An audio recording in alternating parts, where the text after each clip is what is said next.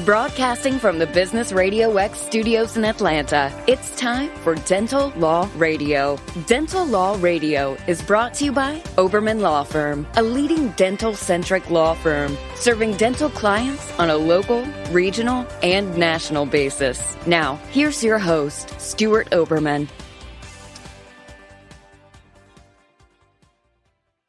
Hello, everyone, and welcome. Today's topic, employer violations. One of the biggest areas that we see problems with in our dental practices day in and day out is employer violations. And what's happening is employees are getting smart. With the advent of the internet, they are well aware of compliance issues, what our dental practice owners are and are not allowed to do, and where are the pitfalls. And what's happening is this is evolving so quickly that I just want to run through some basic things that from an employment law standpoint, where do our owners need to be as far as common problems? So one of the most obvious things that we're seeing is that potential employment candidates are now recording conversations during interviews. So what's happening is that you have to be very, very, very careful and trained as to the questions you are asking people you are now hiring. I don't care whether it is a hygienist, your front desk, your office manager, your chief operating officer, your technology person, it doesn't matter. So when you interview potential candidates, you have to have a list of questions that you know are in compliance with state and federal law, specifically with federal law. You all should be prepared that you have to have a list of questions that you cannot ask and you cannot go down. So an issue comes up, well, what happens if a candidate opens that door? I always say that if you have to ask whether or not it is correct or not, or I should ask that question or not, it probably is not a question you want to answer. Because there's nothing worse than having a candidate come back to you and say, well, I didn't get the job. I certainly appreciate your time, but the questions that you are asking me are now in violation of state and federal law, and I think you should be reported. How are you going to respond to that? Also, this is sort of jumping off topic, but what you have to be careful of is that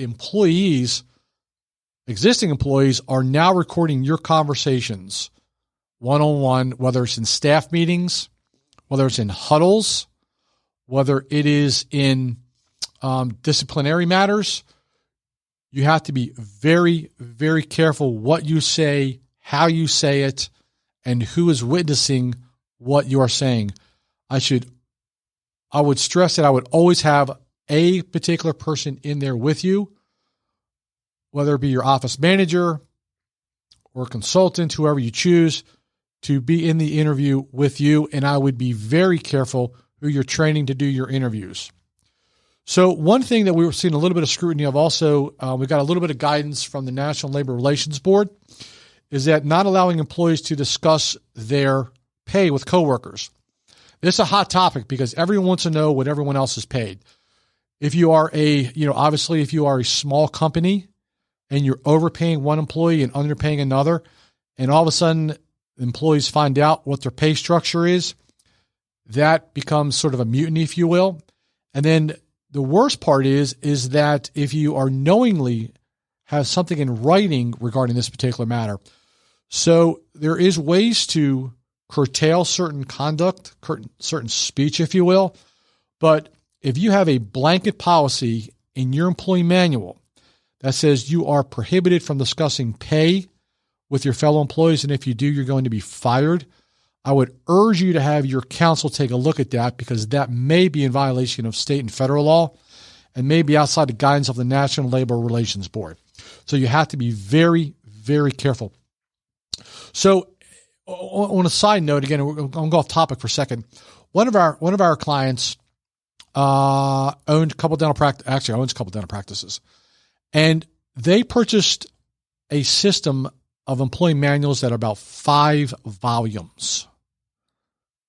Well, after I picked myself off the floor when I heard that, there is no way in the world that a dental practice or multiple dental practices are going to in any way comply with 5 volumes of internal regulations. I will tell you this.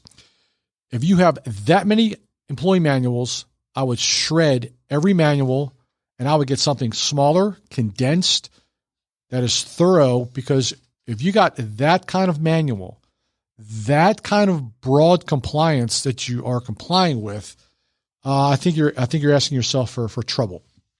Another area is failing to pay overtime. Big issues are coming out now. Fair Labor Standards Act. The federal government is Department of Labor is issuing guidance on this and has done so in January. There's a big push now to scrutinize employee versus contractor. This is going back to the IRS rules, I think from 1987, I believe, where they sent out 20 guidelines, time, place, and matter. So you got to take a look at what's going on. Also, you've got to take a look at whether or not you are still conducting working interviews, which are an absolute no-no. If you have an employee that is, or a candidate that is actually working through a working interview and they're injured, or you do not renew their contract, if you will, after a couple of days or a couple of weeks or a couple of months of working, you probably have some Department of Labor issues where they're going to be eligible for unemployment. So you got to really take a look at that. Again, you got to take a look at your independent contractor. You got to look how you're paying your associates. How are you paying your hygienists? Are they 1099s, W-2s? I think most of the CPAs are going to say err on the side of caution, put them under a W-2.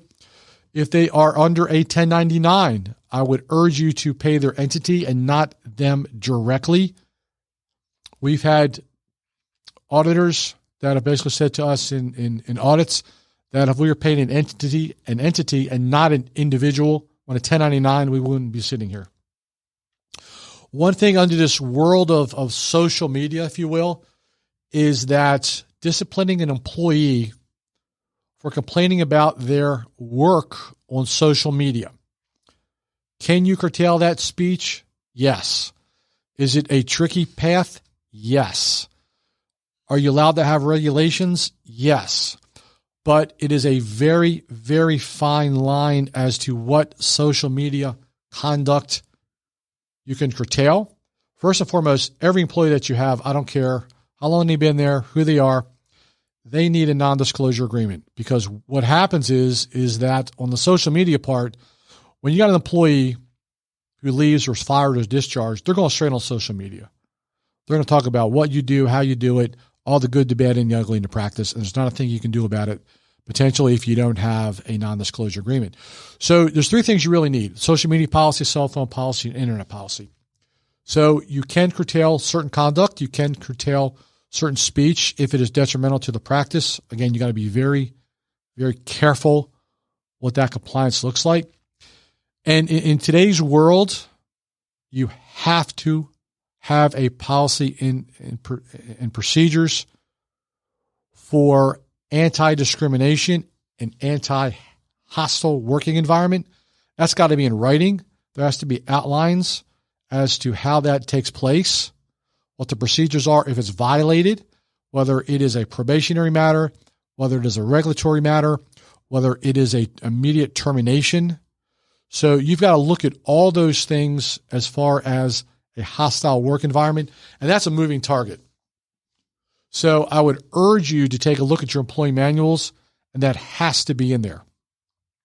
So let me tell you one other thing that I think that is becoming critical in today's cell phone texting world.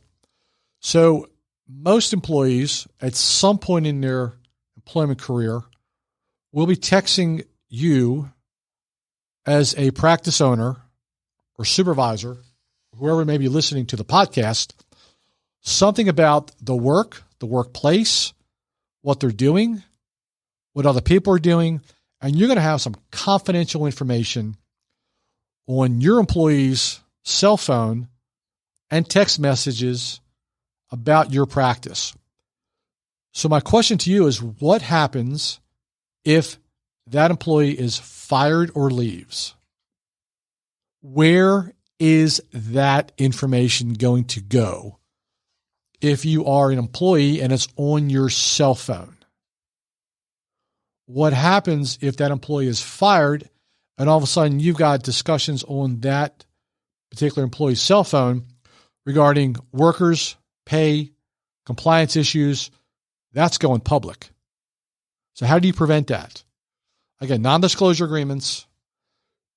Also, one recommendation would be to have a cell phone information destruction policy that if that employee leaves, you, in writing from the employee, certify that they will destroy your information on their cell phone.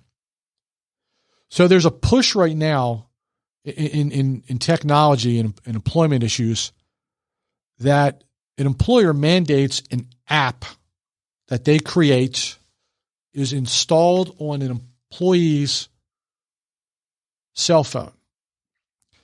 And when that employee is discharged, fired, quits, resigns, whatever it is, that program will destroy all the information regarding your practice on that employee's cell phone.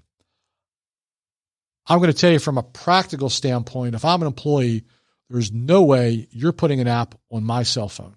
It's not going to happen. It's just not going to happen. So there needs to be some policy procedure in place that will certify the destruction, specifically with a non-disclosure agreement. Things are shifted by accident to third parties that are potentially detrimental to your practice. So those couple of things are a very, very brief overview to a very complex issue regarding employment law. But I think if you could take these 6 or 7 things, apply them, take a look at what your policies are, take a look at what your internal operations are, take a look at what you have employee manual-wise. Do you have the non-disclosures? Do you have the cell phone, social media, internet policies? Do you have the employee cell phone destruction data information? How do you have that? Do you have a policy and procedures in place that your employees have to return to you within 48 hours of their termination, quit, resignation, everything that they have that belongs to you? Because I will tell you, if it gets in the wrong hands, there's a lot of governmental regulations that come into play here, and there's a lot of potential exposure. Again, hot topics. Where are we at on employer issues? All this has really come about in the last year or two as technology is becoming more and more used in the dental field, as employees are becoming more and more technology savvy, if you will. They understand what's going on. So our doctors have got to understand what's going on now to be one step ahead of that. So again, simple steps, simple things. Take a look at it. Take a look where you're at, policies and procedures. Take a look at where you need to go, implement it. Talk to your counsel. If you haven't talked to your counsel or advisors about this, I would strongly recommend that you do ASAP, because what happens is if you delay, time goes on and things never get better as time goes on. So hopefully this has helped, and we'll look forward to seeing you in our next podcast. Have a great day.